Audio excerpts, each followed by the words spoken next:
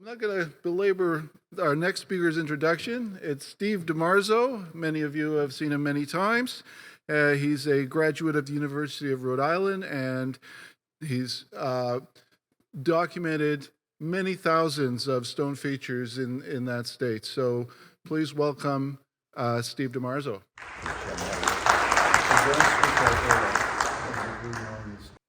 All right, today's presentation was brought about by Harvey Buford and some friends with a metal detector. They went to this supposed foundation and they managed to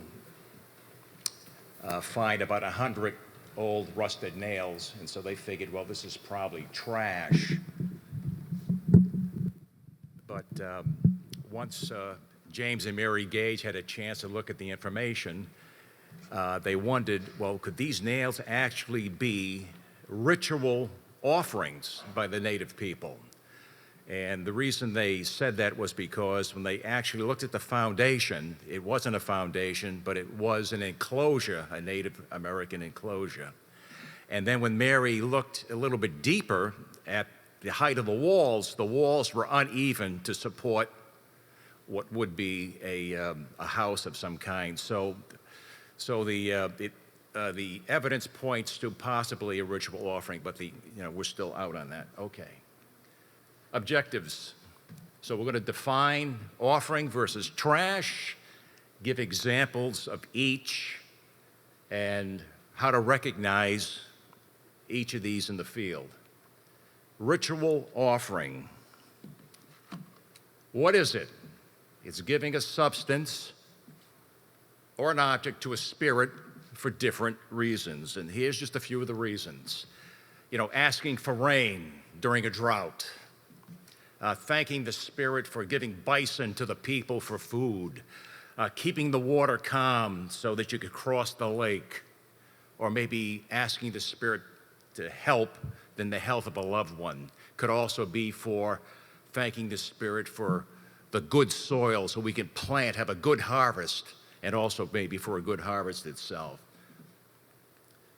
Two kinds of ritual offerings: perishable, tobacco, food, whiskey; non-perishable, jugs, ceramics, clothing, projectile points, beads, bones, etc. Perishable. Now, how does the spirit, an invisible being, utilize offerings like tobacco and food? Now, here are two quotes from the Ojibwa. Quote, "When my sister died, my parents hung a pail outside the wigwam, and for 4 successive evenings, in it the remnants of food we had eaten during the day were placed. My sister's shadow moved the lid aside and fed on the soul food, leaving its outward substance unchanged." So they believe that by putting this perishable offering, that somehow that their sister would take the food in Thanksgiving and possibly make that request come about. Tobacco. Quote, "Threw a little tobacco into the flames and offered up thanks to the sun and the moon for the care of the people." Again, a perishable offering, asking the spirit, because of this offering, to grant some kind of wish or prayer. Non-perishable. Spirits are thought to like whiskey, so portions of a bottle are used. In fact, any object can be used, and this is the use of non-perishable offerings has been archaeologically dated back 2,000 years to this Ludlow Cave in North Dakota. What is important about this cave is that it was a ritual site where the natives went to make contact with the spirits for various reasons. This is the same that occurs in ceremonial stone landscapes here in New England.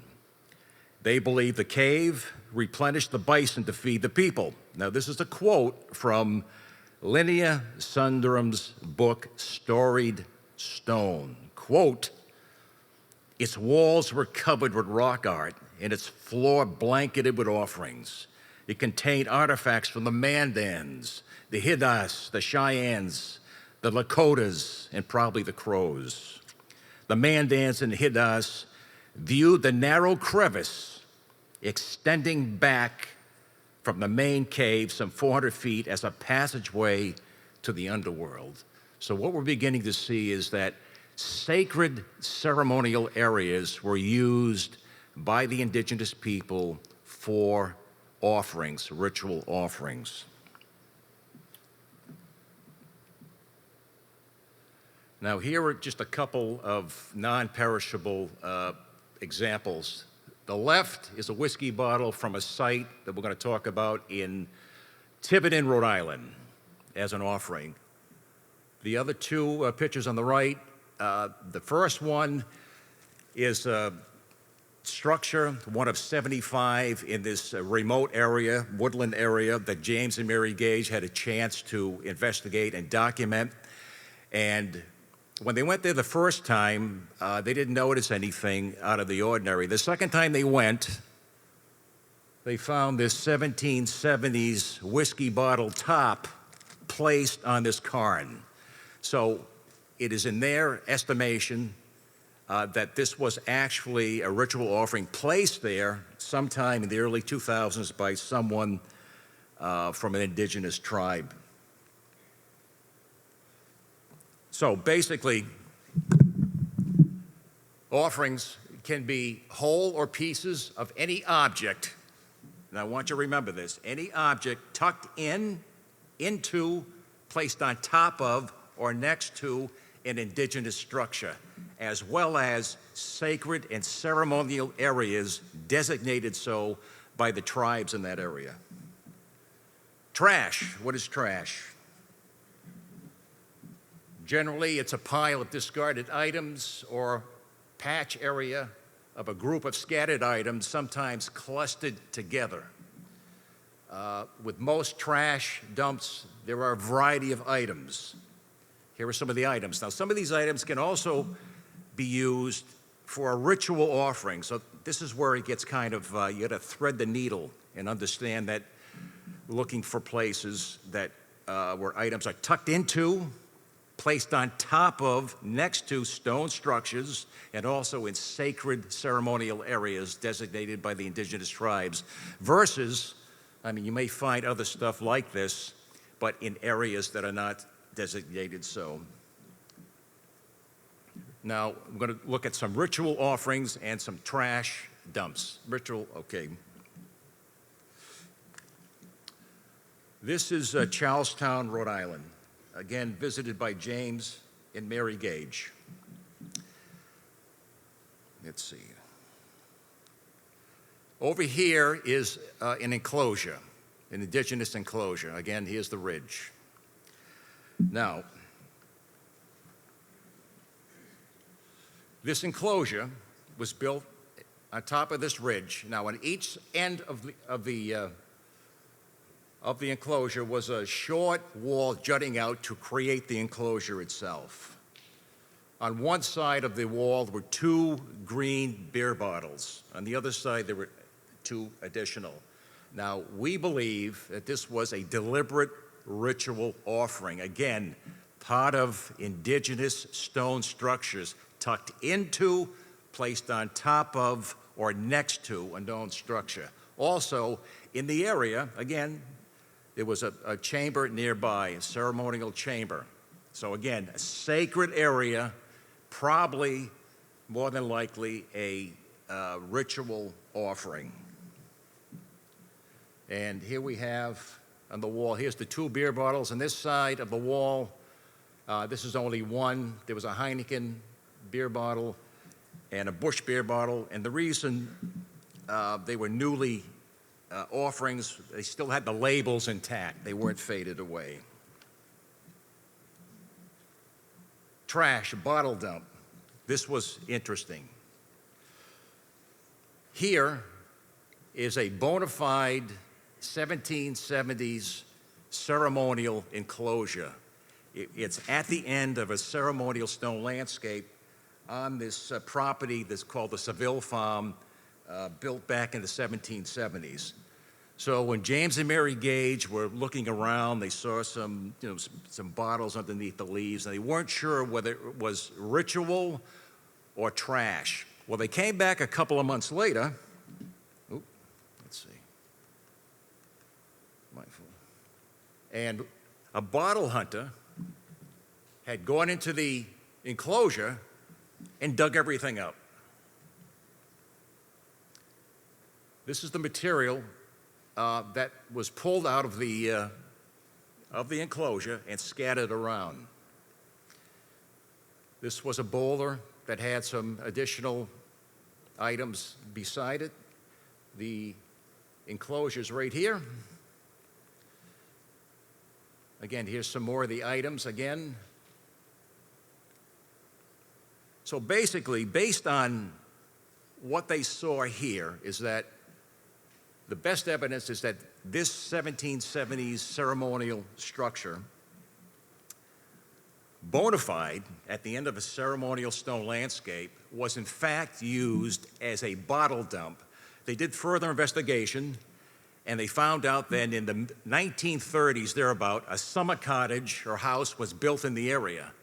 So the people that lived there for that period of time, again, being opportunists, looking for a place to dump their trash, what better place than in an area already enclosed, and they believe that they put the trash into that ceremonial structure. So a bottle dump.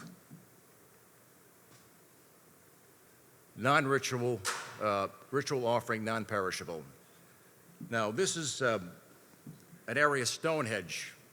James and Mary Gage went to Stonehenge in New Hampshire, and they found this jug with the bottom broken out of it. And it was right next to a 3-foot-high indigenous stone structure. Again, remember, ritual offerings tucked into, placed on top of, or next to known indigenous structures. Here is the cairn with the 7 stones on top. And much has been written and documented about Native Americans in pre-contact times breaking ceramic parts to release a spirit.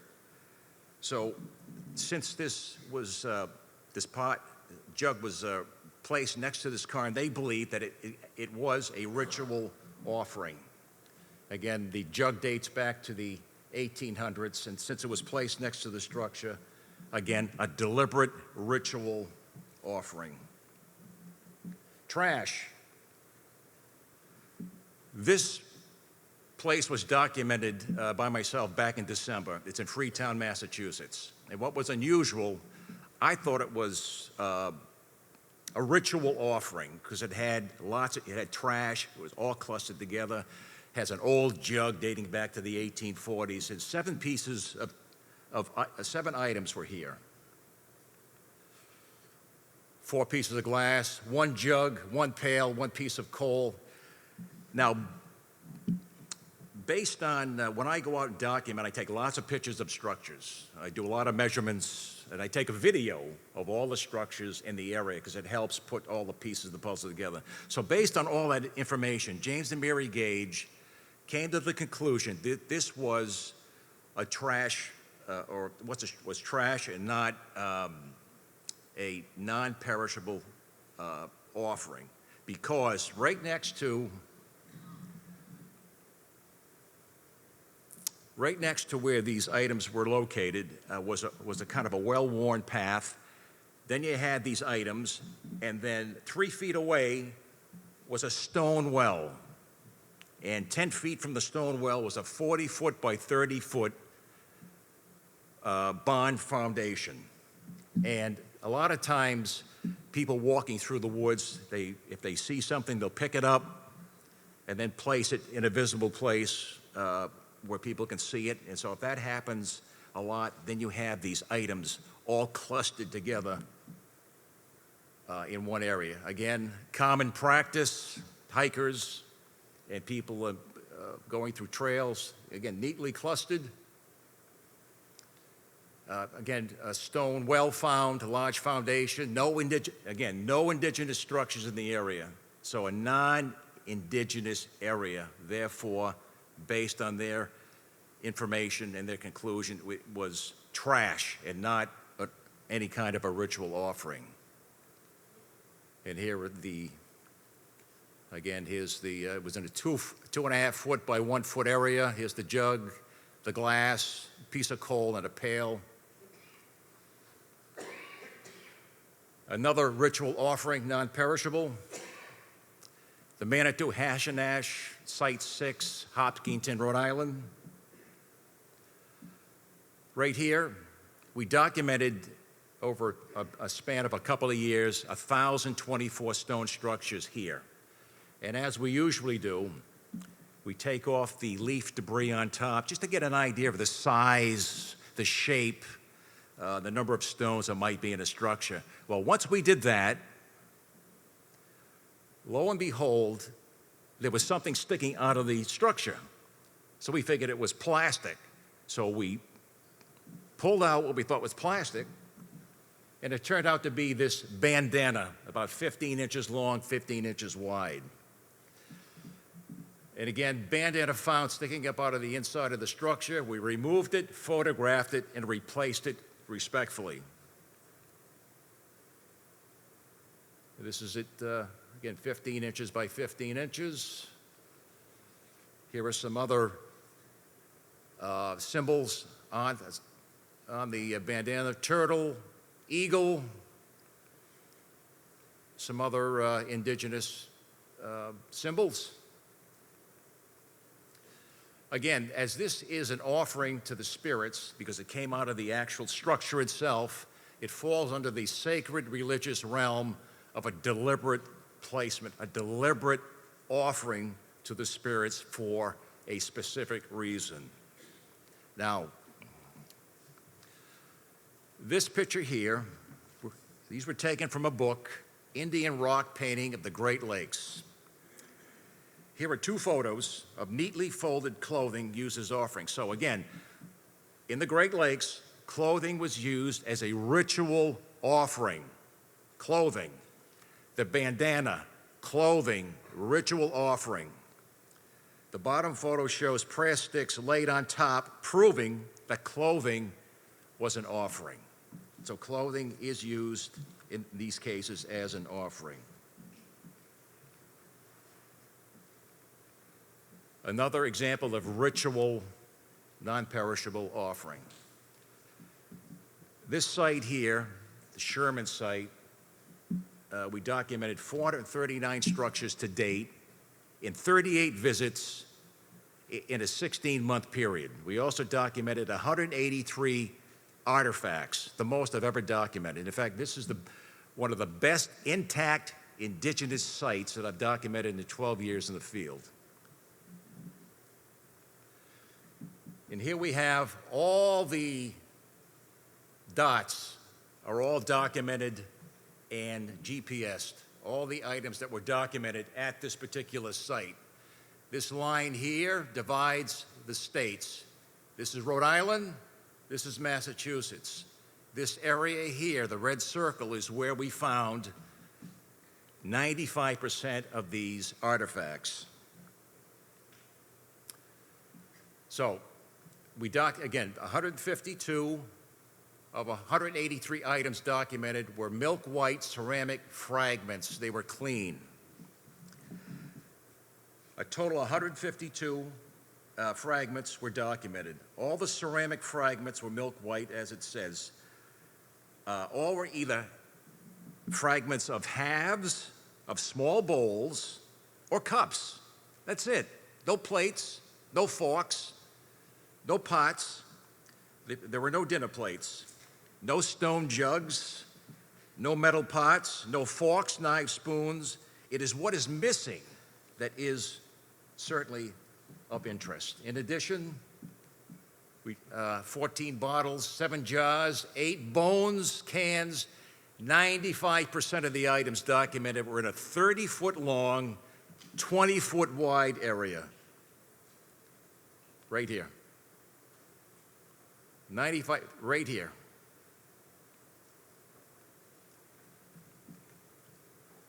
Now, this is a unique situation at this site.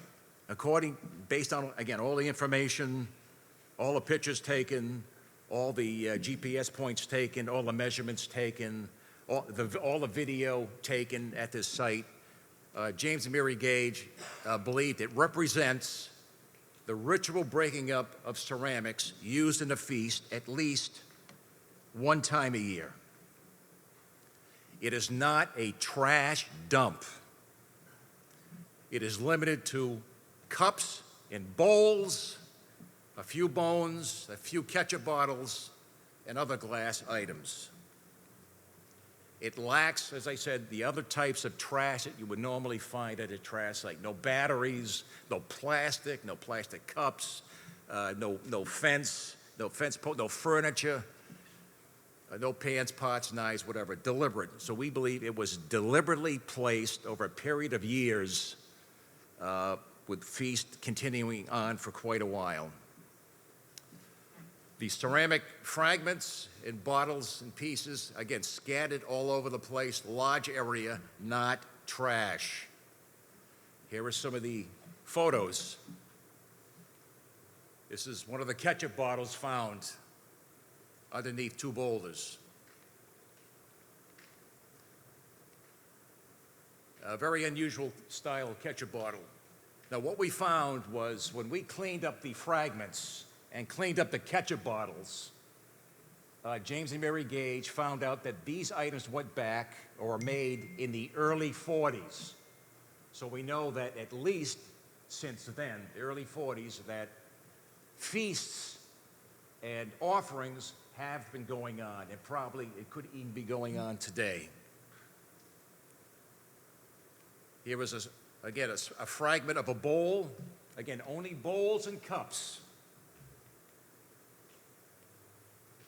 These items here, again, I had to assign, I had to put a flag, measurements, and I had to give it a number and a letter with each group that I documented. If there was 4 or 5 items in an area, I had to give it a separate number, a separate GPS point, and a separate letter. If something was like 4 or 5 inches away and there was another group, I gave it another letter and another GPS point as well. Again, we see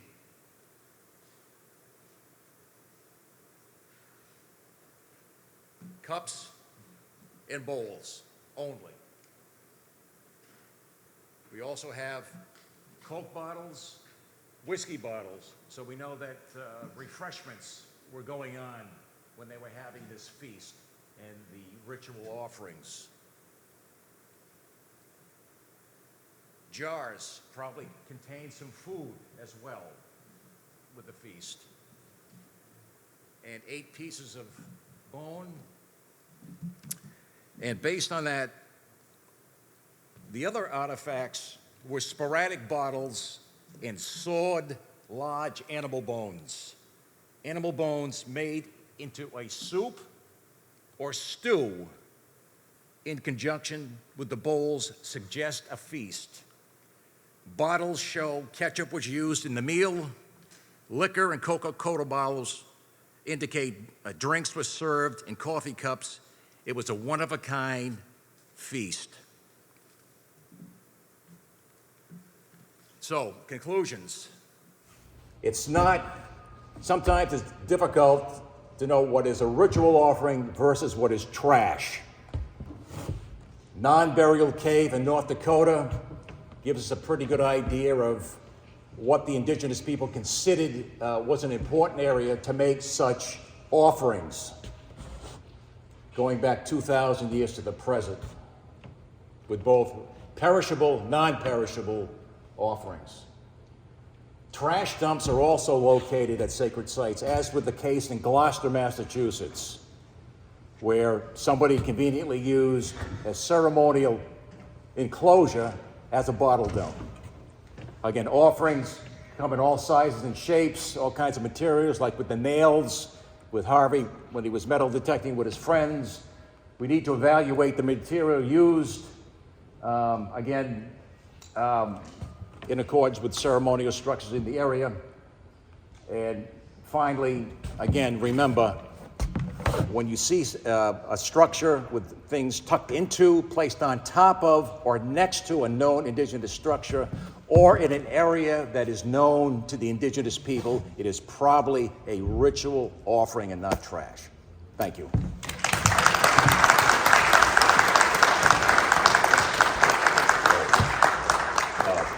I also have, I only made 25 copies, but here's additional information from James and Mary Gage on other places where they had ritual offerings. And I'll just leave these over here someplace. Okay. That's fine. Thank you very much, Steve. Appreciate that talk.